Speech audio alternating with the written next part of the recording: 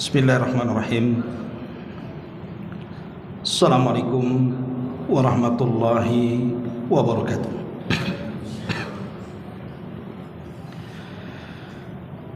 Bihamdillahi wassalatu wassalamu ala rasulillah wa ala alihi wa sahbihi wa mawalah wa la hawla wa la quwwata illa billahi wa ba'du. Alhamdulillah, segala puja dan puji hanya milik Allah subhanahu wa ta'ala.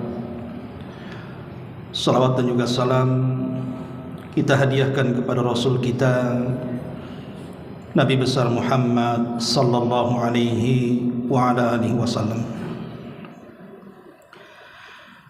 Hadirin dan hadirat yang dimuliakan Allah subhanahu wa ta'ala, pembahasan di malam hari ini kita akan membahas tentang pentingnya kita mengharap doa para malaikat. Ma'asyiral muslimin yang dimuliakan Allah subhanahu wa ta'ala, kenapa demikian? Karena doa para malaikat kepada kita itu pasti mustajab. Sebagaimana dinyatakan banyak para ulama, diantaranya perkataan Abul Hasan Al-Mubarakfuri di dalam kitabnya Umdatul Qari. Beliau mengatakan doaul malaikati mustajabun. Doanya para malaikat dipastikan akan dikabulkan Allah subhanahu wa ta'ala. Dan perkataan yang sama dikatakan Al-Imam Ibnu Battal rahimahullahu ta'ala dalam syarah Sahih Bukhari, mengatakan wa ma'lumun anna du'a al-malaikati mujabun. Dan sesuatu yang diketahui bahwa doa para malaikat itu pasti diijabah. Kemudian juga hal yang sama dikatakan Al-Hafidh Ibnu Hajar Al-Asqalani dalam kitabnya Fathul Bari, ketika memberikan catatan kepada hadis Nabi sallallahu alaihi wasallam, idza da'a ar-rajulu imra'atahu ila firashihi fa'abat fabata ghadban 'alaiha la'anathal malaikatu hatta tusbiha. Apabila seorang suami memanggil istrinya untuk berhubungan dan si istri enggan untuk melakukannya, kemudian suami tidur dalam kondisi marah, maka para malaikat akan melaknat sampai subuh.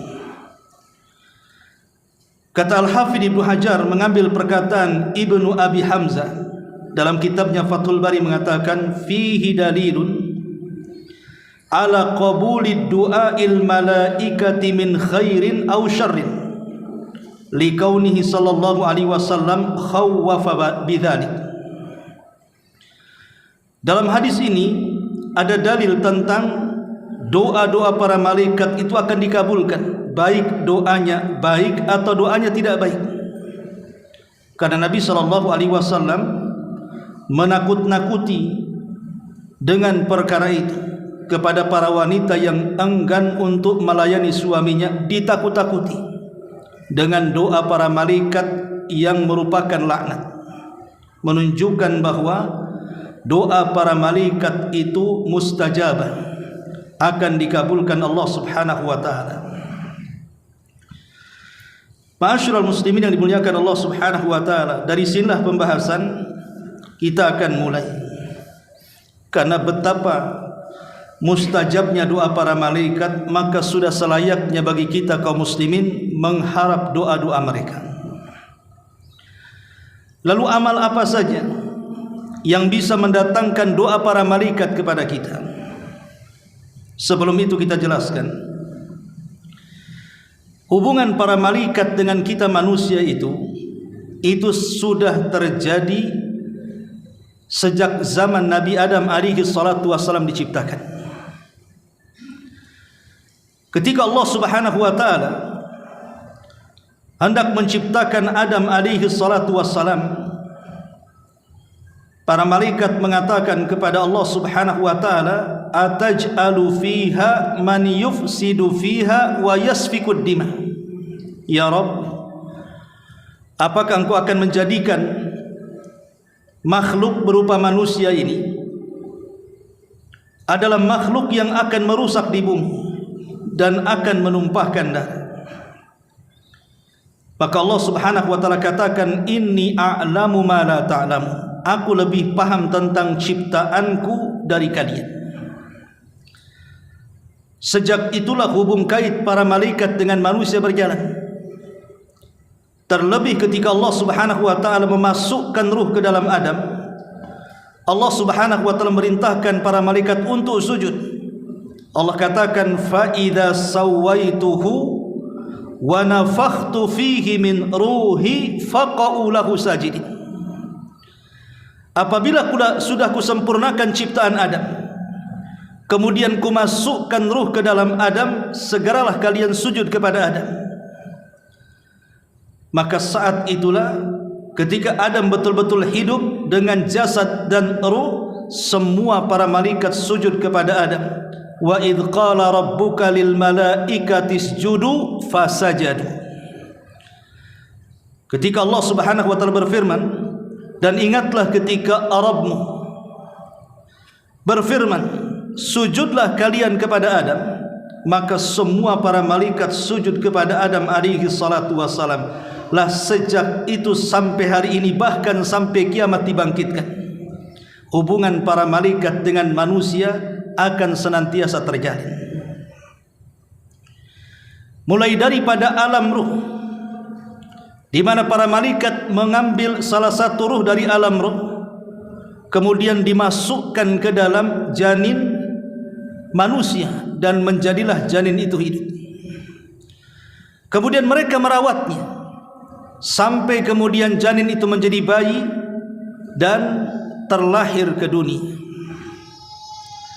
Setelah terlahir ke dunia, maka para malaikat terus kemudian mengawasi Bani Adam, menjaganya, mencatat amalannya, dan juga memperlakukan mereka dengan baik sesuai dengan perintah Allah Subhanahu wa taala, sampai ketika ajal menjemput. Yang mencabut ruh juga para malaikat, yang membawakan kain kafan dari sorga juga para malaikat, yang membawakan minyak wangi dari sorga juga malaikat, yang membawa ruh dalam kapan ke langit berjumpa dengan Allah juga para malaikat, kalau ruhnya orang-orang yang beriman. Kemudian saat masuk ke alam barzakh, ada dua malaikat yang menanyakan soal siapa Tuhanmu, siapa nabimu, dan apa agamamu. Itulah Munkar dan Nakir. Para malaikat juga berhubungan dengan manusia dalam kubur. Kemudian setelah manusia berada dalam kubur, kemudian kiamat dibangkitkan. Yang meniup sangkakala juga malaikat, baik sangkakala yang pertama yang membuat kejutan dan kematian, ataupun sangkakala kedua yang membuat kebangkitan dan perkumpulan manusia di padang mahsyar. Sampai kepada manusia berada di padang mahsyar, mereka pun dipagerin para malaikat yang bersap-sap di hadapan Allah Subhanahu wa taala, sampai akhirnya ada di antara mereka yang masuk ke dalam sorga dan neraka. Dan di dalam sorga juga penuh dengan para malaikat. Bahkan ketika orang-orang yang masuk sorga, malaikatlah yang pertama memberikan salam, salamun alaikum bima sabartum. Keselamatan bagi kalian karena kesabaran kalian di dunia. Dari uraian ini kita tahu bahwa para malaikat tidak mungkin lepas dari kita, dan kita sangat yakin keberadaan mereka. Karena keberadaan para malaikat bisa kita rasakan. Walaupun mereka makhluk yang tidak bisa dilihat kita, tetapi keberadaan mereka bisa kita rasakan. Dengan cara apa? Dengan cara gerakan-gerakan badan kita ketika hendak melaksanakan kepada ketaatan. Saat kaki-kaki Anda datang ke Masjid Muhajirin, dorongan siapa kalau bukan para malaikat? Saat orang-orang membawa harta untuk bersedekah, dorongan siapa? sehingga mereka rela melepaskan harta mereka untuk disedekahkan. Saat lisan-lisan mereka berzikir membaca Quran, kenapa lisan itu bergerak? Itu semua adalah dorongan para malaikat. Setiap kebaikan ada para malaikat yang mendorongnya. Artinya kita bisa merasakan keberadaan mereka. Ma'asyiral muslimin yang dimuliakan Allah Subhanahu wa taala. Lalu amalan apa saja yang menjadikan malaikat cinta dengan kita? Dari perasaan cinta itulah akhirnya mereka mendoakan rahmat dengan kita, mendoakan ampun kepada kita, dan mendoakan kebaikan kepada kita. Ma'asyiral muslimin wal muslimat rahimakumullah. Doa para malaikat itu ada dua macam. Ada doa yang isinya kebaikan, baik berupa rahmat ataupun ampunan. Tapi ada juga doa para malaikat yang isinya penuh dengan laknat dan keburukan. Lah dua-duanya mustajab. Baik para malaikat mendoakan dengan doa kebaikan kepada kita mustajab, baik para malaikat mendoakan dengan laknat kepada kita, dua-duanya mustajab. Karena malaikat adalah makhluk yang taat dengan Allah. Sebagaimana Allah Subhanahu wa taala mengatakan, wa yaf'aluna ma tu'marun. Mereka melakukan apapun yang diperintahkan Allah Subhanahu wa taala, sehingga malaikat dari mulai diciptakan sampai diwafatkan mereka senantiasa beribadah kepada Allah Subhanahu wa taala. Baik, untuk menyingkat waktu, siapakah manusia-manusia akan mendapatkan doa kebaikan? Pertama, ta'limun nasil khaira. Orang yang mengajarkan manusia kepada kebaikan. Di dalam sebuah hadis Nabi SAW mengatakan, Innallaha wa malaikatahu wa ahlas samawati wal ard hatta an-namlata fi juhriha wa hatta al-huta la yusalluna ala muallimin nas al-khaira. Sesungguhnya para malaikat dan penduduk langit serta penduduk bumi, sampai kepada semut di lubangnya dan ikan-ikan di dasar lautnya, mereka mendoakan kebaikan bagi mereka yang mengajarkan manusia kepada kebaikan. Maka beruntunglah orang-orang yang mengajarkan manusia kepada kebaikan. Minimalnya seorang ayah mendidik anaknya, atau seorang ibu mengajarkan anaknya dengan ajaran-ajaran yang baik, mengajari mereka salat, mengajari mereka membaca Quran, mengajari mereka berbudi pekerti yang luhur, dan begitu seterusnya.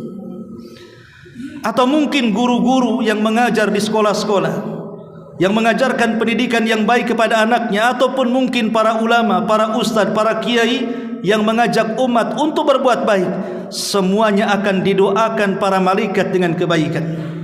Maka jadilah pelopor kebaikan dan jangan jadi pelopor keburukan. Ini yang pertama. Kemudian yang kedua, as-salatu ala mayaminis saf. Melakukan salat mengambil sisi sebelah kanan dalam saf. Pamannya ini saf pertama dari ujung ke ujung, ambil sebelah kanan dulu, kecuali kalau sudah penuh baru ambil sebelah kiri.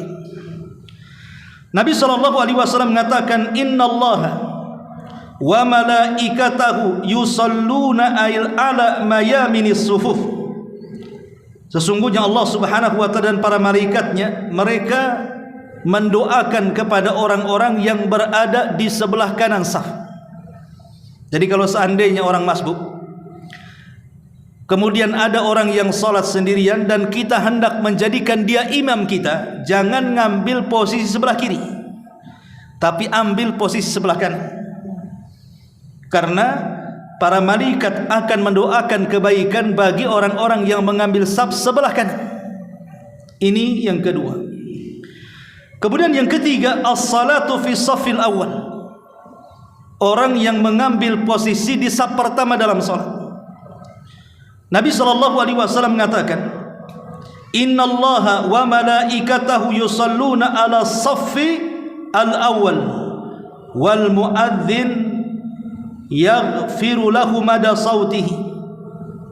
Sesungguhnya Allah dan para malaikatnya akan mendoakan doa yang baik kepada orang yang berada di saf pertama dalam salat, dan para muadzin akan diampuni dosanya sejauh suara yang diteriakkannya. Lihat bagaimana saf pertama. Makanya Rasul mengatakan, sekiranya manusia tahu tentang rahasia di saf pertama, pasti mereka akan datang walaupun dengan cara merangkak dan siap mengundi. Tapi kebanyakan hari ini orang tidak peduli dengan saf pertama. Kadang-kadang masuk masjid padahal dia datangnya awal, tapi ketika sholat ngambil pula di saf kedua atau ketiga. Dia tidak tahu rahasia saf pertama itu, bahwa di situ adalah tempat kita didoakan para malaikat. Kemudian yang keempat adalah saddul faraj bainas sufuf. Orang yang merapatkan ketika salat di antara saf-saf makmum. Makanya perintah imam dimanapun, masjid manapun, musola manapun, apa perintah imam ketika sebelum salat? Kata imam, rapatkan safnya, luruskan safnya, sawwu sufufakum. Rapatkan saf kalian, luruskan saf kalian. Itu selalu imam diajarkan seperti itu, siapapun yang menjadi imamnya. Tapi kadang-kadang makmum ini aneh, enggak mendengar suara imam yang memerintahkan untuk merapatkan saf. Nah, ini kekeliruan makmum saat salat. Padahal Nabi SAW mengatakan, innallaha wa malaikatahu yusalluna 'alal ladzina yasiluna sufufa. Sesungguhnya Allah dan para malaikatnya akan mendoakan dengan doa yang baik orang-orang yang menyambungkan antara saf di antara orang-orang yang salat. Dengan cara apa merapatkan saf? Nabi SAW merintahkan untuk menempelkan bahu dengan bahu, mata kaki dengan mata kaki.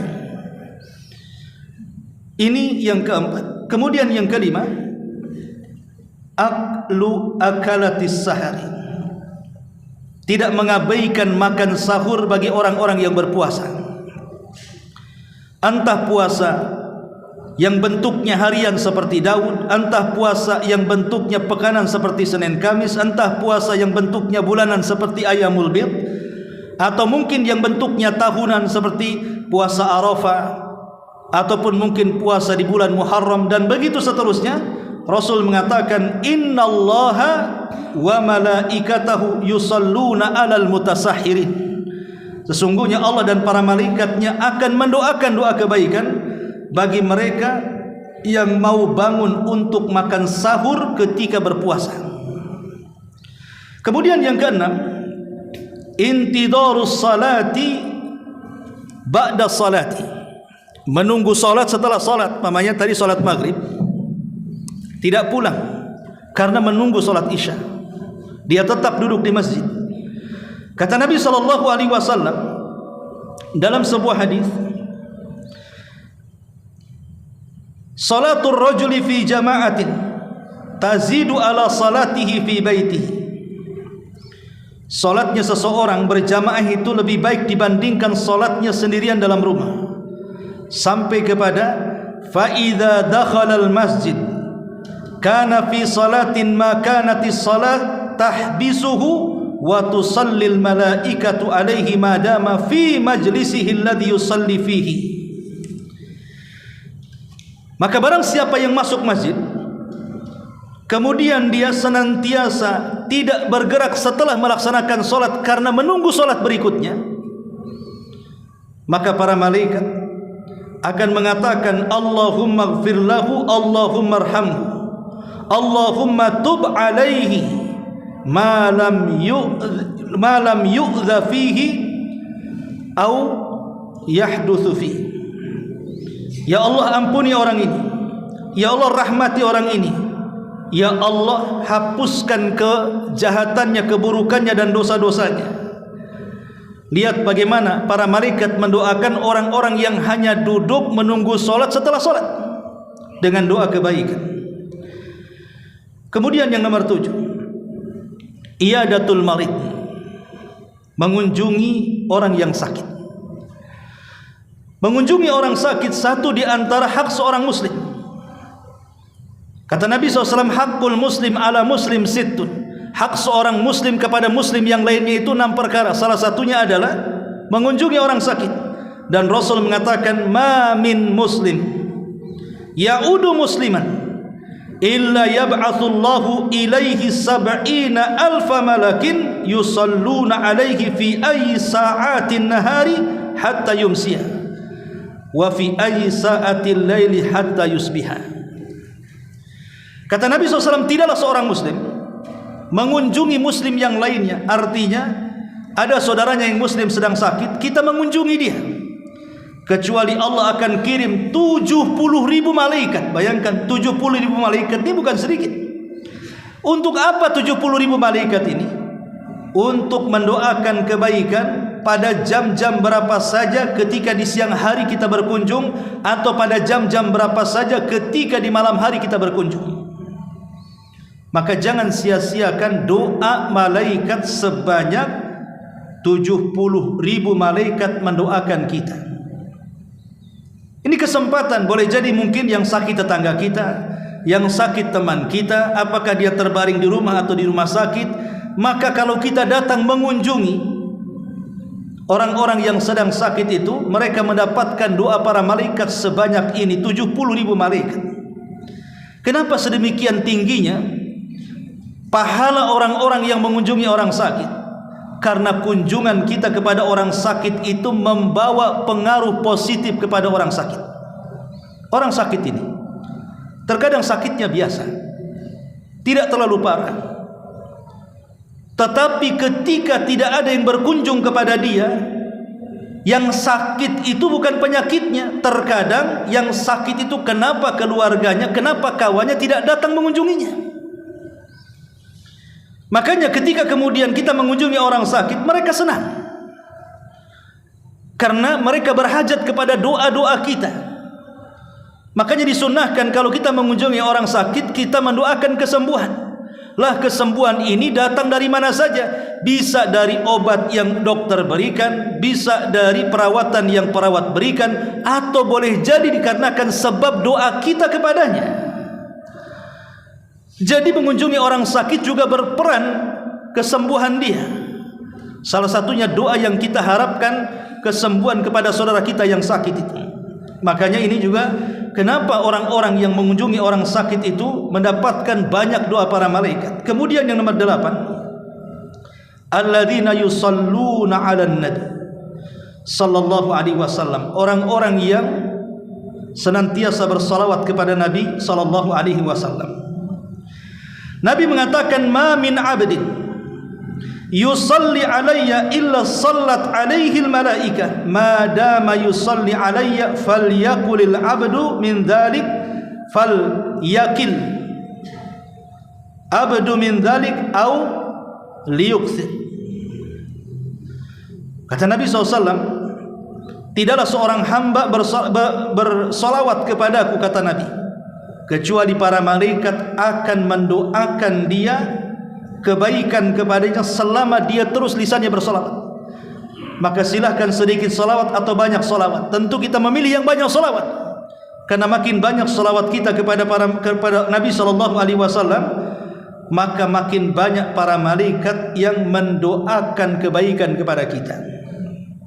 Kemudian yang nomor 9, an-naumu tahiran, tidur dalam kondisi suci, baik suci dari hadas besar atau suci dari hadas kecil. Nabi SAW mengatakan, man bata tahiran bata fi syi'arihi malakun la yastayqidu sa'ah minal laili illa qala al malaku Allahumma ighfir li abdika fulanan fa innahu bata tahiran. Barang siapa yang tidur dalam posisi dia suci, kalau dia junub dia mandi, kalau dia berhadas kecil dia berwudu, kemudian tidur, maka Allah akan kirim para malaikat untuk berdiri di samping kanan dan kirinya.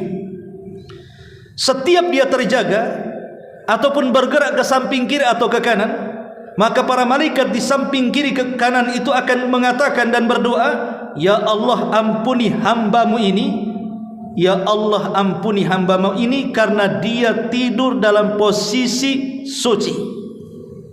Jadi jangan remehkan berwudu sebelum tidur, karena tidurnya seorang yang beriman ini berpahala. Tidurnya orang yang beriman kalau tahu ilmunya adalah berpahala. Padahal dia tidur, dia tidak ngapa-ngapain. Orang tidur mau ngapain? Baca Quran tak bisa, zikir tak bisa, solat tak bisa, sedekah tak bisa. Orang tidur tidak sadar. Tapi bagi seorang mukmin tidur itu sebuah ibadah. Salah satunya tidur dalam posisi dia tahirah, bersih dari hadas kecil atau besar. Maka selamat tidur dijaga para malaikat dan didoakan kebaikan. Sekiranya Allah takdirkan dia meninggal dunia, maka dia meninggal dunia di atas doa kebaikan para malaikat, husnul khatimah. Ini yang ke-9. Kemudian yang ke-10, mereka orang-orang yang mudah untuk bertobat. Setiap dia melakukan kesalahan, dia langsung bertobat. Kullu bani Adam khatta'un wa khairul khatta'ina tawwabun. Setiap anak Adam itu pasti melakukan kesalahan, tetapi sebaik-baik orang yang melakukan kesalahan itu bertobat. Allah Subhanahu wa taala berfirman dalam surah Ghafir ayat 7 sampai 9. Alladzina yahmiluna al-arsy wa man hawlahu yusabbihuna bihamdi rabbihim wa yu'minuna bihi wa yastaghfiruna lilladzina amanu rabbana wasi'ta kulla syai'in rahmah wa ilman faghfir lilladzina tabu. Allah mengatakan para malaikat yang memikul arsy dan malaikat-malaikat di sekitar arsy, mereka bertasbih memuji kepada Rabb mereka, dan mereka beriman dengan Allah, dan mereka memintakan ampun terhadap orang-orang yang beriman. Ya Rabb kami, Engkau telah meluaskan segala sesuatu dari rahmat-Mu dan pengetahuan-Mu, maka ampunilah orang-orang yang bertobat. Jadi orang-orang yang bertobat atau mudah bertobat setelah melaksanakan kesalahan, maka para malaikat di sekitar arsy dan pemikul arsy akan mengatakan, faghfir lilladzina tabu, ya Allah ampunilah orang-orang yang mudah bertobat. Ini juga sebab doa para malaikat yang ke-10. Yang ke-11, orang-orang yang mendoakan saudaranya dengan kebaikan. Orang-orang yang mendoakan saudaranya dengan kebaikan. Boleh jadi kita punya saudara, sanak famili, kerabat, atau siapapun yang jauh jauh di sana. Kita di Batam, orang itu di kampung. Tapi selepas sholat atau di waktu-waktu mustajab kita doakan. Mungkin kita mendoakan adik kita, kakak kita, paman kita, saudara kita, dan begitu seterusnya. Orang-orang yang mendoakan orang lain dan orang yang didoakan tidak tahu, maka orang-orang yang mendoakan kepada saudaranya tanpa sepengetahuannya akan mendapatkan doa para malaikat dengan doa yang baik. Dalam sebuah hadis, Nabi SAW mengatakan, da'watul mar'il muslim li akhihi bi dhahril ghaibi mustajabatun inda ra'sihi malakun muwakkal kullama da'a li akhihi bi khairin qala al malakul muwakkal bihi atau muwakkil bihi amin walaka bimithli. Kata Nabi SAW, doa seorang muslim kepada saudaranya tanpa diketahui saudaranya dia sedang didoakan, maksudnya doa kebaikan, maka itu akan dikabulkan. Dan Allah kirim para malaikat untuk berdiri di dekat kepalanya. Kemudian setiap orang itu berdoa kepada saudaranya dengan doa tanpa sepengetahuannya, maka malaikat akan mengatakan amin, dan engkau juga akan mendapatkan dengan doamu yang sama yang kau doakan kepada saudaramu. Jadi kalau kita mendoakan orang tua kita lah, ya Allah sehatkan badan orang tuaku, maka malaikat datang, engkau juga mudah-mudahan dia sehatkan. Kalau pamannya kita mendoakan anak orang lain, ya Allah kasihan orang tua itu, anaknya nakal sekali, sadarkan anaknya, buatlah dia birrul walidain kepada orang tuanya, maka malaikat mengatakan amin, dan anakmu juga demikian. Jadi mendoakan saudara kita dengan kebaikan tidak ada ruginya, karena hakikatnya kita mendoakan kepada saudara kita itu sama dengan mendoakan diri sendiri dengan kebaikan. Ini juga orang-orang yang didoakan para malaikat yang ke-11. Yang ke-12, orang yang salat fajar dan orang yang salat asar dan tidak pernah lepas dari jamaah. Artinya salat subuh berjamaah dan salat asar berjamaah. Nabi SAW mengatakan, yajtami'ul malaikatul laili wa malaikatun nahar fi salatil fajri wa salatil asri. Malaikat akan berkumpul, malaikat malam dan siang, kemudian mendoakan orang-orang yang melaksanakan salat subuh dan salat asar berjamaah. Fayajtami'una fi salatil fajri, mereka akan berkumpul di salat fajar, wa yajtami'una fi salatil asri, dan mereka pun akan berkumpul di salat asar. Jadi beruntunglah orang-orang yang menjaga dua salat ini, salat asar dan salat subuh. Rasul mengatakan, man hafadha ala baradaini dakhalal jannah. Siapa yang menjaga dua salat ini dijamin masuk surga. Kemudian juga orang-orang yang didoakan baik para malaikat adalah orang-orang yang setiap pagi dia bersedekah. Setiap pagi dia bersedekah. Karena Nabi SAW mengatakan, setiap hari Allah akan mengutus para malaikat kemudian berdoa. Apa doanya? Ya Allah, tambahkanlah harta orang-orang yang bersedekah di pagi hari ini. Tambahkanlah harta orang-orang yang bersedekah di pagi hari ini. Maka siapapun yang bersedekah, umpamanya kita sholat subuh di Muhajirin, nampak ada kotak infak masuk entah 1.000, 2.000, maka kita sudah mendapatkan doa para malaikat dengan melipat gandakan uang yang kita sedekahkan. Kemudian yang nomor 14, di antara doa para malaikat yang baik adalah ketika kita mendengar suara ayam berkokok menjelang dini hari. Nabi mengatakan, idza sami'tum siyahad dik fas'alullaha min fadli fa innaha ra'at malakan. Apabila kalian mendengar suara kokokan ayam di pagi hari, mungkin jam 3 malam atau jam 2 malam atau mungkin jam 4 malam gitu, berdoalah, minta kepada Allah kebaikan dunia dan akhirat. Karena mereka sedang melihat para malaikat, dan malaikat akan mendoakan kebaikan untuk kita. Kemudian juga yang selanjutnya adalah malaikat, mereka akan suka dengan orang-orang yang disukai tempatnya oleh para malaikat, dan tidak ada tempat yang disukai melebihi masjid. Jadi orang-orang yang suka duduk di masjid, maka malaikat akan datang dan mendoakan kebaikan. Ya tentu bukan hanya duduk di masjid, tapi dia juga menggunakan masjid untuk sarana berzikir, sarana salat, sarana baca Quran, dan begitu seterusnya. Maka para malaikat, mereka akan senang dengan kita dan mendoakan kebaikan.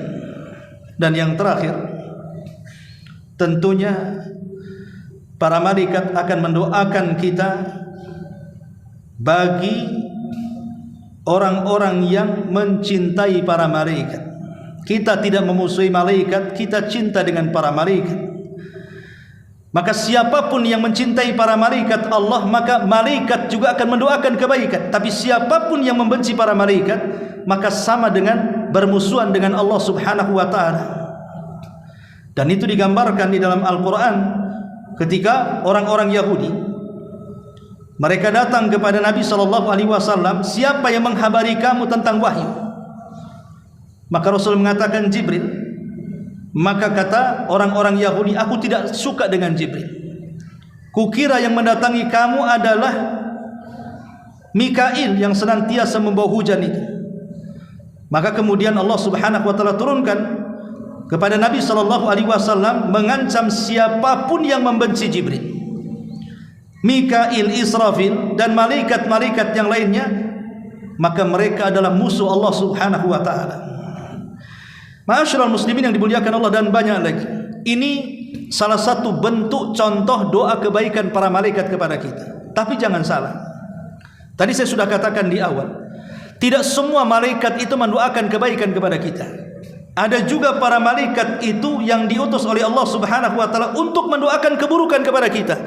Dan kalau sampai malaikat mendoakan keburukan kepada kita, maka doa para malaikat saya katakan di awal mustajab.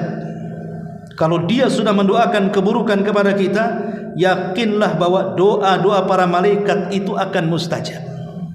Lalu seperti apa doa para malaikat keburukan, dan siapa orang-orang yang didoakan para malaikat dengan keburukan itu? Yang pertama, orang-orang yang didoakan keburukan oleh para malaikat, mereka adalah orang-orang yang senantiasa menyembunyikan ilmu dan tidak mau menyebarkannya. Dia sudah tahu yang hak tapi disembunyikannya. Dia sudah tahu kebenaran tapi tidak mau disampaikannya dengan berbagai macam alasan.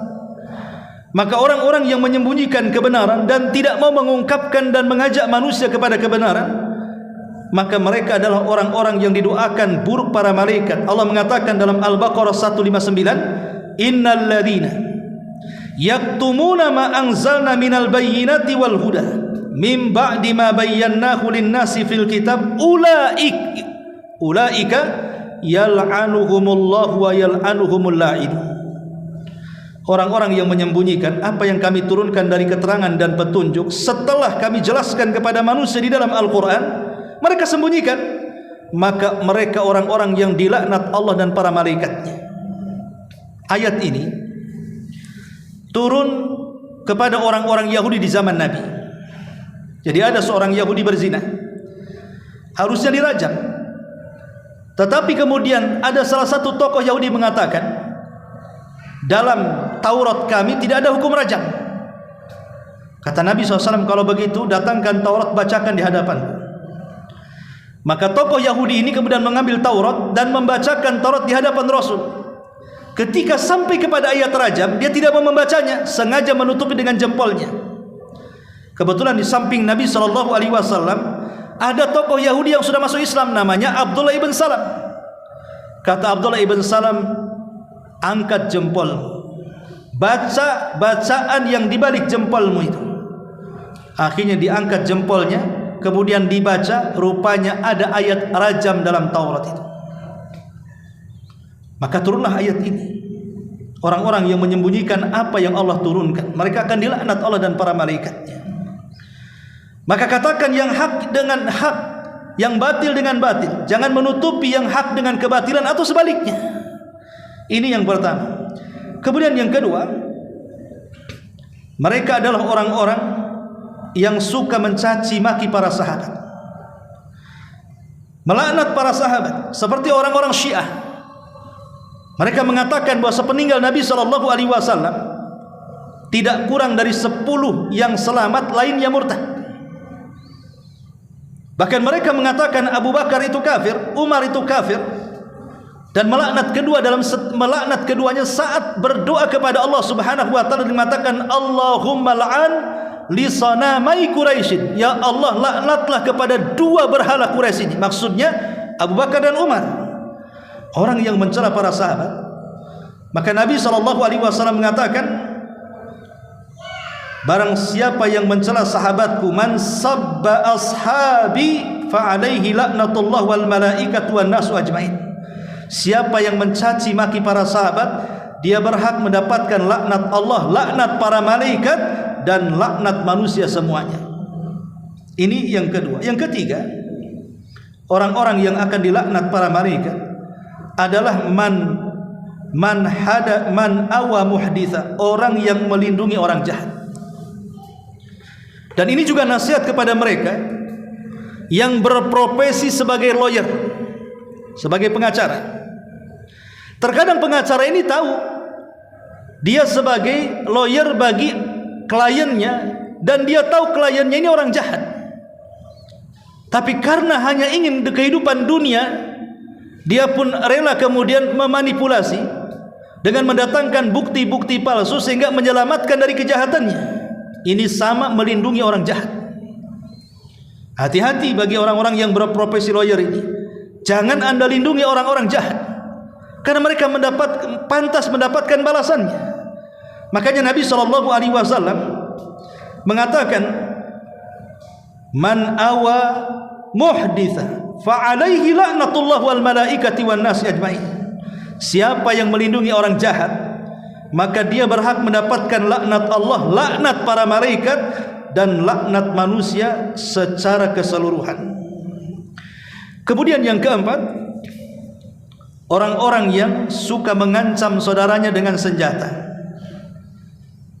Entah menodongkan pisau, entah menodongkan cangkul, entah menodongkan cerulit gitu ya. Sekarang kan banyak tuh tawuran-tawuran anak-anak bawa pedang, bawa apa gitu ya, atau mengancam orang dengan pentungan. Maka Nabi mengatakan, bagi orang-orang yang seperti ini, man asyara ila akhihi bihadidatin fa innal malaikata tal'anuhu hatta yadahu wa in kana akhan li abihi wa ummi. Siapa yang mengisyaratkan kepada saudaranya dengan senjata, maka para malaikat akan melaknatnya sampai dia meletakkan senjatanya, walaupun yang diancam itu saudara seibu atau saudara sebapa. Maka jangan suka mengancam dengan senjata. Man hamalas silah falaysa minna. Kata Rasul, siapa yang membawa senjata untuk mengancam saudaranya bukan umatku, kata Nabi. Kemudian juga yang kelima, orang-orang yang suka berusaha menggagalkan perjanjian. Seseorang sudah berjanji, entah dalam jual beli, dalam sewa menyewa, entah dalam akad apapun, dalam muamalah manusia, sudah terikat perjanjian, kemudian kita batalkan secara sepihak. Maka Nabi SAW mengatakan, dimmatul muslimina wahidah, faman akhfara musliman fa alaihi laknatullah wal malaikati wan nasi ajmain. La yuqbal minhu sarfun wala adlun. La yaqbal minhu sarfun wala adlun. Ingat bahwa tanggungan kaum muslimin itu satu kesatuan, tidak boleh dibatalkan sembarangan, kecuali karena mungkin membatalkan dua belah pihak ingin membatalkan perjanjian. Kalau satu belah pihak membatalkan, tidak boleh. Makanya Rasul mengatakan, siapa yang melakukan seperti itu, maka dia mendapatkan laknat Allah, malaikat, dan seluruh manusia. Amal sunnah dan wajibnya tertolak di hadapan Allah Subhanahu wa ta'ala. Maka jangan suka membatal-batalkan perjanjian amanah. Kemudian yang keenam, orang-orang yang menasabkan diri kepada yang bukan keturunannya. Mengaku Habib keturunan Nabi padahal bukan keturunan Nabi. Mengaku dari keluarga konglomerat padahal bukan itu. Mengaku dari keluarga keraton, mengaku dari keluarga ini, keluarga itu, padahal terputus nasabnya hanya untuk mengaku-ngaku saja. Maka Nabi SAW mengatakan, man wala qauman bi ghairi idni mawalihi, ataupun man idda'a ila ghairi abihi fa alaihi laknatullah wal malaikati wan nasi ajmain. La yaqbalullahu minhu yaumal qiyamah sarfan wala adla. Siapa yang menasabkan diri kepada yang bukan keturunannya, maka dia mendapatkan laknat Allah, para malaikat, dan manusia seluruhnya. Amal wajib dan sunnahnya tidak akan diterima pada hari kiamat. Karena banyak orang-orang yang terkadang mengaku-ngaku keturunan orang hanya karena ingin mendapatkan warisan, kehormatan, atau gila hormat dan lain sebagainya. Mereka manusia terlaknat. Kemudian yang nomor 7, orang-orang yang ataupun para wanita yang menolak ajakan suaminya, dan itu sudah saya jelaskan tadi.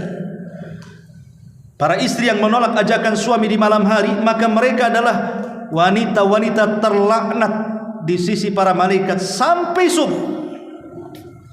Dan tadi sudah jelaskan hadisnya.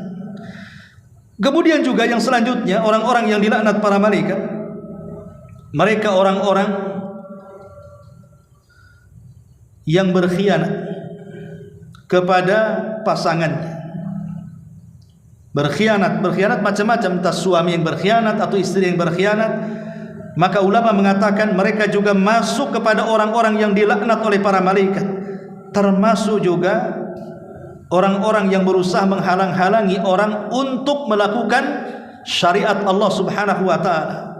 Menghalang-halangi pengajian, membubarkan pengajian, menghalang-halangi untuk berbuat baik kepada manusia. maka mereka adalah orang-orang yang dilaknat Allah, para malaikat dan manusia semuanya. Dan banyak lagi. Intinya bahwa dari dua perkara ini, baik yang didoakan baik para malaikat atau yang didoakan buruk para malaikat, dua-duanya mustajab di hadapan Allah. Maka seorang muslim harus cerdas. Jangan mendatangkan perkara yang dilaknat para malaikat, tapi ambillah amalan-amalan yang menjadikan doa para malaikat kepada kita. Wallahu a'lam bishawab. Saya kira ini nasihat yang singkat, mudah-mudahan ada manfaatnya. Subhanaka wa bihamdika asyhadu an la ilaha illa anta astaghfiruka wa atubu ilaik. Allahu taala alam. Assalamualaikum warahmatullahi wabarakatuh.